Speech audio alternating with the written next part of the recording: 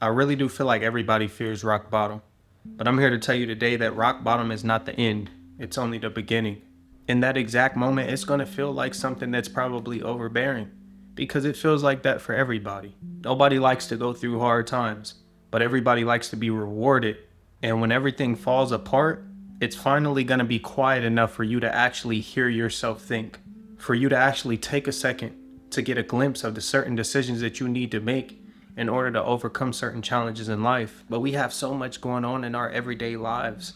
People are working every day, people have kids, people have families. And not only that, but just dealing with the hardships that come day in and day out. So it can be hard to keep yourself grounded. It can be hard to remain in this presence of thinking logically rather than just acting out of emotion. But you have to feel that pain that you're going through, because it breaks the illusion of control and it forces self-awareness. And the crazy thing about life that I learned is the fact that you don't really meet your true self until you've lost everything, until you've gone through those hard times, until you've hit rock bottom time and time and time again, and it molded you into this version of yourself that you knew deep down inside you were always capable of becoming. But it's not going to be the good days that make you. It's not going to be you standing in your comfort zone feeling like you just have a great life. It sucks, but we have to go through times like this. You have to hit rock bottom, because it teaches you so much about your true character that you would have never ever thought probably existed if you didn't go through those hardships. Before I went through the pain and the trauma that came with going to the military, I didn't even know that I was capable of persisting through tough times like that. I had a moment where I felt like I was literally gonna pass out and my body couldn't take no more, but I kept going. There's gonna be times where the mind is very weak. There's going to be times where the body feels even weaker. But just because your mind is telling you to quit and give up doesn't mean that you have to physically. You got to keep going. You got to keep pushing forward, because you have way more in you to give than what you've been given. That moment that you may feel like you have nothing left is going to be the foundation in terms of you recreating a new version of yourself. And I don't know about y'all, but I would much rather be built on strength, be built on a sense of principles, knowing that I persisted and I overcame those challenges. All it is just not giving up. You never know what life is going to throw at you. You have to have full control over your emotions and the way that you react to certain things, because life is unpredictable at times. You cannot control everything, but one thing you can control is the way that you react. So regardless of whatever hardship you may be faced with, the most important thing that you should focus on is your reaction to that hardship. How you're going to choose to deal with it, how you're going to let it affect you mentally. Is it going to hurt? Yes, but it's going to clear the room out for truth, and then you're going to see exactly what matters beneath the surface. Most transformations that you see, they begin with breakdowns. They begin with people feeling like they've lost it all, or they don't know what direction to turn in, or they don't know how to necessarily react to the hardships that they're faced with. That's how you know a breakthrough is going to come. Because you can only be at the bottom for so long before you realize that I'm still here, I'm still present, therefore I have to keep going. You know, God is waking me up.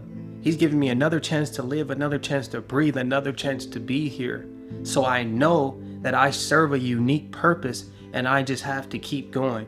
You don't have to have everything figured out. You don't have to have the vision. You don't have to be able to see things through in that very moment. But if you can keep your mind set forth on moving forward, the rest will come in due time, I promise you. And what this does is it forces you to stop running and face yourself. When you get put in a position where you hit rock bottom, where you have nowhere to turn, you realize that you can't run. I done been faced with some things in my life, and I've always been the type of person, whenever I was, put in a position where I felt like it may jeopardize my peace or it was confrontational, I tried to avoid those things because I never liked to get out of character. But you may get put in a position one day where you realize you don't have nowhere to run. And everything that you've been running from your entire life, now you are going to have to face.